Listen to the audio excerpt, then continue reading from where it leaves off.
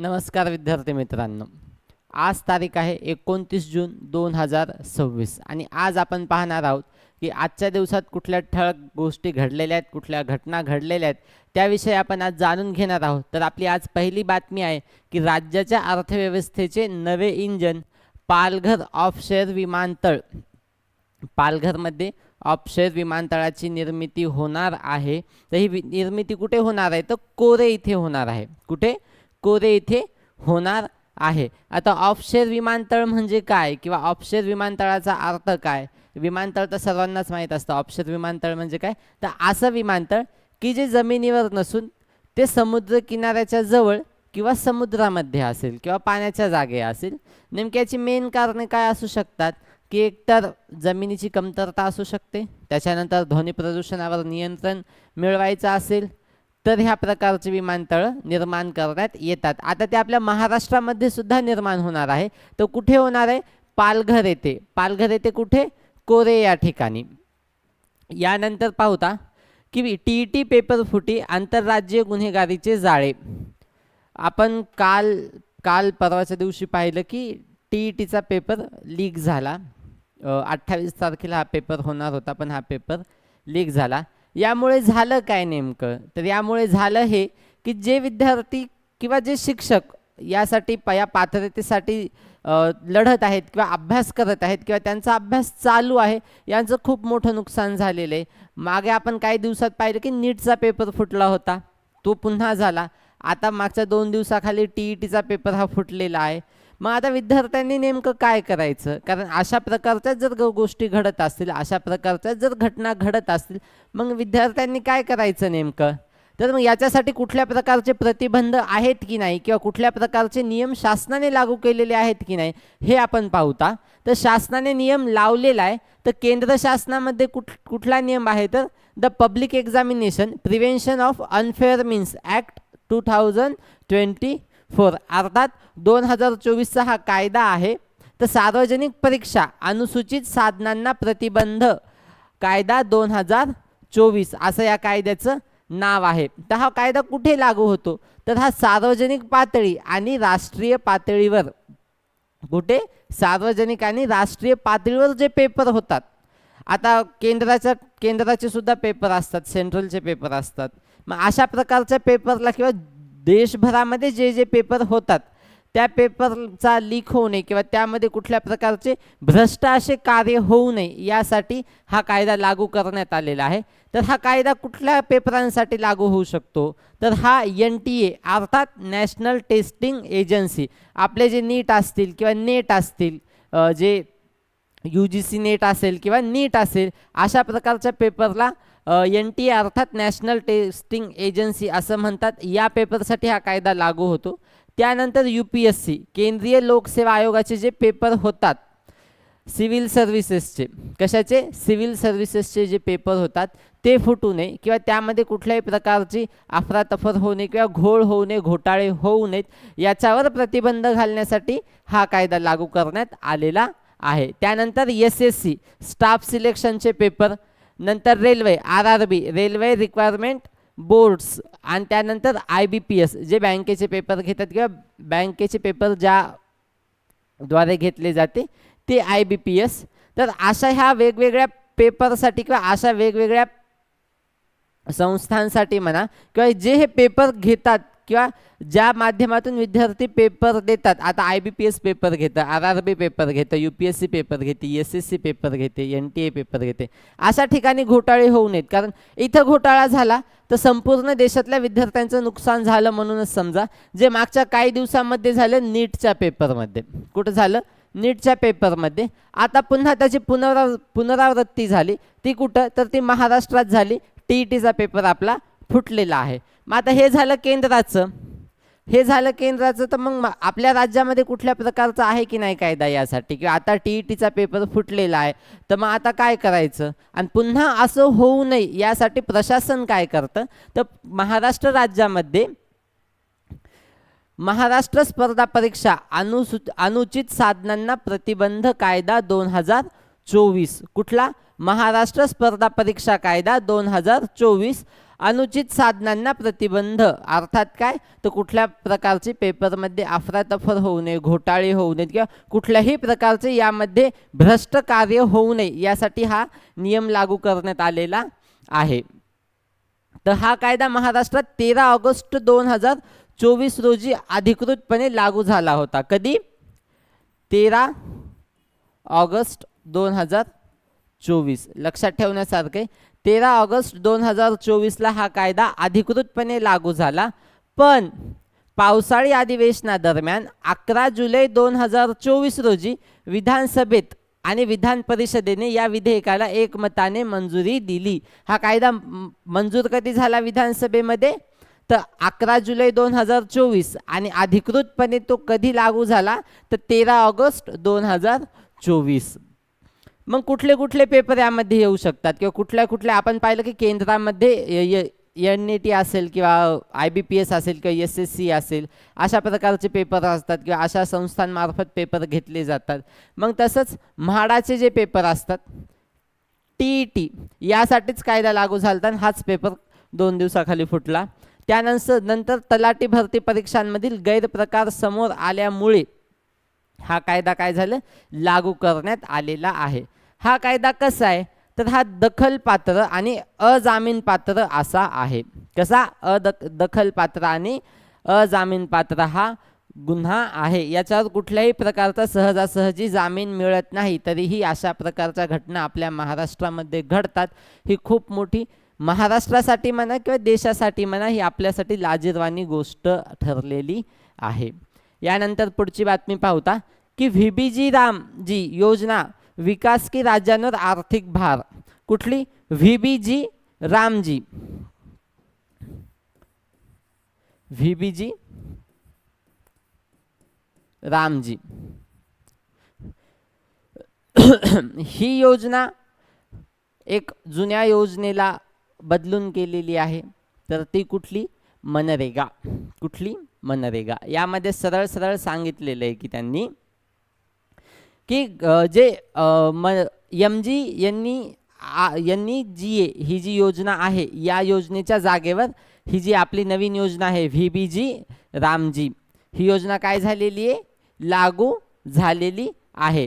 तर नेमकी ही योजना काय आहे की ज्या योजनेच्या जागेवर ही योजना निर्माण झालेली आहे? तर ती आहे MGNREGA अर्थात Mahatma Gandhi national rural employment guarantee act अर्थात महात्मा गांधी राष्ट्रीय ग्रामीण रोजगार हमी कायदा. महात्मा गांधी राष्ट्रीय ग्रामीण रोजगार हमी कायदा. तर याचा उद्देश काय? तर ग्रामीण भागातील अकुशल मजुरांना रोजगाराची कायदेशीर हमी देणे. जे ग्रामीण भागामध्ये अकुशल कारागीर आहेत किंवा ज्या ठिकाणी शैक्षणिक वातावरण नसेल किंवा ज्या ठिकाणी असे कारागीर आहेत ज्यांना कुठल्याही प्रकारचा हाताला व्यवसाय नाही किंवा कुठल्याही प्रकारचं ज्ञान नाही अशा कारागिरांना कायदेशीर हमी द्यायची. कशाची? रोजगाराची. आणि त्यांचे स्थलांतर रोखणे अर्थात जे गावाकडचे लोक कामासाठी शहराकडे जातात किंवा शहरामध्ये जास्त प्रमाणात लोकसंख्या दाटते तर त्यामुळे गावाकडेच एका प्रकारचा रोजगार निर्माण करायचा याची हमी द्यायचं काम कोण करतं? तर हा जो MGNREGA हा जो कायदा आहे हा ती हमी देत असतो. त्यानंतर काय तर 100 दिवसांची हमी देतो. किती? 100 दिवसांची हमी देतो. या योजनेअंतर्गत प्रत्येक ग्रामीण कुटुंबाला आर्थिक वर्षात किमान 100 दिवस अकुशल शारीरिक कामाची उदाहरणार्थ रस्ते बांधणे, विहिरी खोदणे, जलसंधारण या कामाची काय दिली जाते? हमी दिली जाते. किती दिवसांसाठी? 100 दिवसांसाठी. कुठला कायदा आहे हा? Mahatma Gandhi national rural employment guarantee act. यानंतर पाहतो की यामध्ये महिलांना प्राधान्य दिलेलं आहे. काय केलेलं आहे? महिलांना प्राधान्य दिलेलं आहे. पुरुषासोबत महिलाही काम करतील असं या कायद्यामध्ये किंवा अशा या योजनेमध्ये सांगितलेले. तर किती प्रमाणात? तर 1/3. किती? 1/3 अर्थात 33% महिलांसाठी येथे जागा राखीव आहेत. काय आहेत?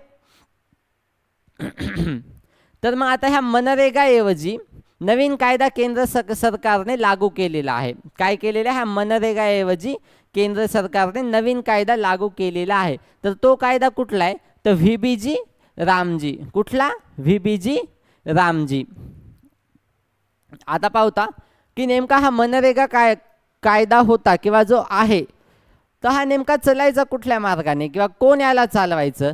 तर केंद्रामध्ये केंद्रीय ग्रामीण विकास मंत्रालयाद्वारे हा जो कायदा असेल किंवा ही जी योजना आहे ही चालवण्यात येते. कुठल्या? केंद्रीय ग्रामीण विकास मंत्रालय, अर्थात मिनिस्ट्री ऑफ रुरल डेव्हलपमेंट. काय? Ministry of rural development. त्यानंतर राज्य पातळीवर कोण चालवतं? तर राज्य पातळीवर ग्रामविकास व पंचायत राज विभाग. कोण कोण? ग्रामविकास आणि पंचायत राज विभाग. आणि त्यासोबत रोहयो आणि जलसंधारण विभाग. रोहयो म्हणजे काय? तर रोजगार हमी योजना. काय? रोजगार हमी योजना. ही रोजगार हमी योजना कुणामुळे महाराष्ट्रामध्ये लागू झाली किंवा कुणी याच्यासाठी पुढाकार घेतला होता? तर वसंतराव नाईक यांनी घेतला होता. यानंतर आपण पाहता की ही जी व्हीबीजी राम ही जी योजना आहे ती नेमकी काय आहे किंवा ही कशा प्रकारे काम करते? विकसित भारत गॅरंटी फॉर रोजगार अँड आजीविका मिशन. कशासाठी आहे हे? रोजगाराची हमी देणारे आणि जे जीवन किंवा जे उपजीविका भागवायचं साधन आहे ते निर्माण करण्यासाठी ही जी योजना आहे ही काम करत असते. 125 दिवसांची रोजगाराची हमी. किती दिवसांची? 125 दिवसांची. मनरेगामध्ये किती दिवसाची होती? 100 दिवसांची होती. इथे किती दिवसाची झाली? ते 125 दिवसांची झाली. जुन्या मनरेगा योजनेअंतर्गत 100 दिवसांचा रोजगार दिला जात होता, पण ह्या योजनेमध्ये 125 दिवसांच्या अकुशल शारीरिक रोजगाराची वैधानिक हमी देण्यात आलेली आहे. मनरेगामध्ये 100 दिवस, तर व्हीबीजी रामजीमध्ये किती दिवस? तर 125 दिवस. बेरोजगारी भत्ता. जर अर्ज केल्यानंतर 15 दिवसांच्या आत काम उपलब्ध करून दिले नाही तर कामगारांना अनिवार्यपणे बेरोजगारी भत्ता देण्यात येईल. म्हणजे त्यांनी कामासाठी जर अप्लाय केला आणि त्यांना 15 दिवसाच्या आत काम भेटलेलं नाही तर त्यांना बेरोजगारी भत्ता भेटेल असं सांगितलेलं आहे. वेळेवर मजुरी.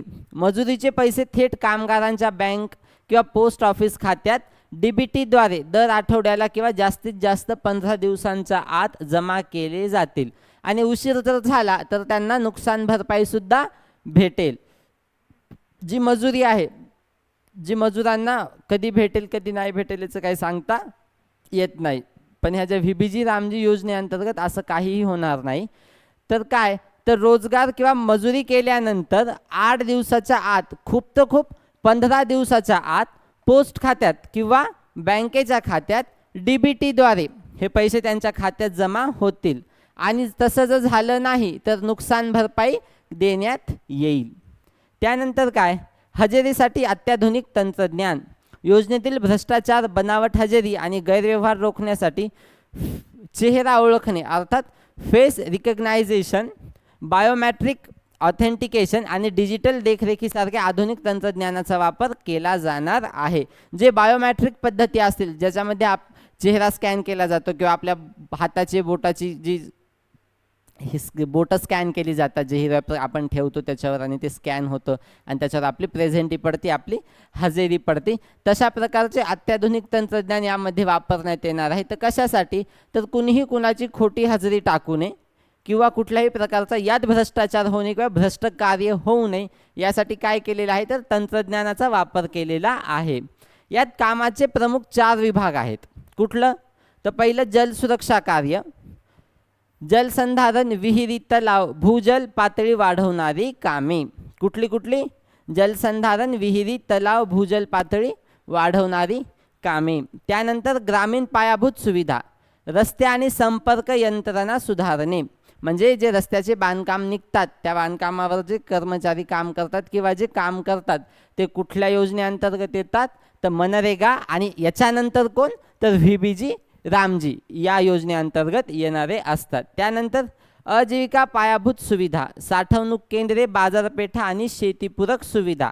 त्यानंतर हवामान बदल निवारण कार्य, तीव्र हवामानाचा सामना करण्यासाठी विशेष कामे केले जातात. तर व्हीबीजी रामजीमध्ये किती पद्धतीचे कामं आहेत? तर 4 पद्धतीचे काम आहेत. तर पहिलं जल सुरक्षा कार्य, दुसरं ग्रामीण पायाभूत सुविधा, त्याच्यानंतर आजीविका पायाभूत सुविधा आणि त्याच्यानंतर हवामान बदल निवारण कार्य. यानंतर आपण पाहता की हा कायदा जुन्या जो मनरेगा आहे त्याप्रमाणेच केंद्रीय ग्रामीण विकास मंत्रालयाअंतर्गत येतो. हा जो कायदा आहे जो आपला नवीन व्हीबीजी रामजी नावाचा हा जो कायदा आलेला आहे, हा जुन्या जो मनरेगा कायदा आहे त्याचप्रमाणे तो जसा केंद्र चालवायचा किंवा केंद्रीय ग्रामीण विकास मंत्रालयाअंतर्गत यायचा, तसाच तो ह्या रोजगार हमी योजना अर्थात रोहयो विभागाअंतर्गत सुद्धा येतो. म्हणजे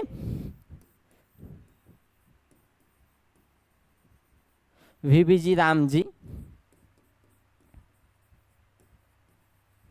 आणि मनरेगा हे दोन्हीही केंद्रीय ग्रामीण विकास मंत्रालयाअंतर्गतच योजना तयार केलेल्या आहेत. यानंतरची आपली बातमी आहे की जागतिक क्रीडा मेसीचा दबदबा आणि युरोपातील थरार. लिओनेल मेसी जॉर्जियावर त्यांनी 3-1 असा सहज विजय मिळवलेला आहे. गट साखळीत त्यांना कुणी अपराजित केलेलं नाही. 108वा आणि 109वा आंतरराष्ट्रीय त्यांचा हा गोल आहे. यानंतर ग्लोबल स्कोअरबोर्ड त्यांचा आफ्रिकन कप, DR कांगोची 52 वर्षांनी उपांत्यपूर्व फेरीत धडक आणि युरो कप बेलिंगहॅम आणि केनच्या गोलमुळे इंग्लंडची आगेकूच झालेली आहे. तर यामध्ये काय सांगितलेलं की जे मेसी आहेत किंवा जे लिओनेल मेसी आहेत यांच्यामुळे जॉर्जियावर त्यांना सहज विजय मिळवता आलेला आहे. आज आपण काय काय पाहिलं नेमकं आजच्या बातम्यांमध्ये? ठळक बातम्या होत्या, महत्त्वाच्या बातम्या होत्या. पहिलं आपण पाहिलं की जे विमानतळ आहे किंवा समुद्रामध्ये जे विमानतळ आहेत ते तयार करण्यात आहे. ते कुठं? तर ते पालघरमध्ये तयार करण्यात येत आहे. कुठलं आहे ते? देशातलं पहिलं ऑफशोर विमानतळ आहे. कुठलं? ऑफशोर विमानतळ आहे देशातलं पहिलं. कुठं? पालघर. पालघरमध्ये कुठं? कोरे या ठिकाणी. त्यानंतर जी व्हीबीजी रामजी योजना आहे त्यावरून आपल्या केंद्रामध्ये भलेही सकारात्मक निर्णय आलेला असेल, पण राज्य शासनाकडून प्रत्येक राज्य शासनाकडून किंवा प्रत्येक राज्यांच्या मंत्रालयाकडून यावर नकारात्मक थोडाफार निर्णय आलेला आहे. तर आपण पाहिलं की व्हीबीजी रामजी 125 दिवसांसाठी किंवा वर्षातून 125 दिवसांसाठी कामगारांना किंवा मजुरांना काम उपलब्ध करून देणार आहे किंवा त्याची त्यांनी हमी दिलेली आहे. तर हे कधीपासून चालू होईल? तर 1 जुलै 2026 पासून हा जो योजना आहे ही लागू करण्यात येईल. यानंतर व्यवस्थेपुढे आव्हान आलेलं की जे TET पेपर फुटी आहे किंवा जी TETचा पेपर फुटलेला आहे त्याचं कुठल्याही प्रकारचं अद्याप समोर आलेलं नाही किंवा त्यांचं जे कारवाई केलेली आहे जी कारवाई करण्यात आलेली आहे ती आपल्याला सांगण्यात आलेली आहे. पेपर आता कधी होईल हे सांगता येत नाही, पण याच्यावर महाराष्ट्र शासन नक्कीच विचार करेल आणि यानंतर अशा कुठल्याही प्रकारची घटना घडणार नाही याचीही त्यांनी काळजी घेतील. सो व्हिडिओ आवडल्यास नक्की लाईक करा, शेअर करा आणि कुठल्याही प्रकारची अडचण आली तर डिस्क्रिप्शन बॉक्समध्ये आमचा नंबर दिलेला आहे. कधीही कॉल करा. संगम तुमच्यासाठी तत्परतेने नेहमी उभा आहे. धन्यवाद.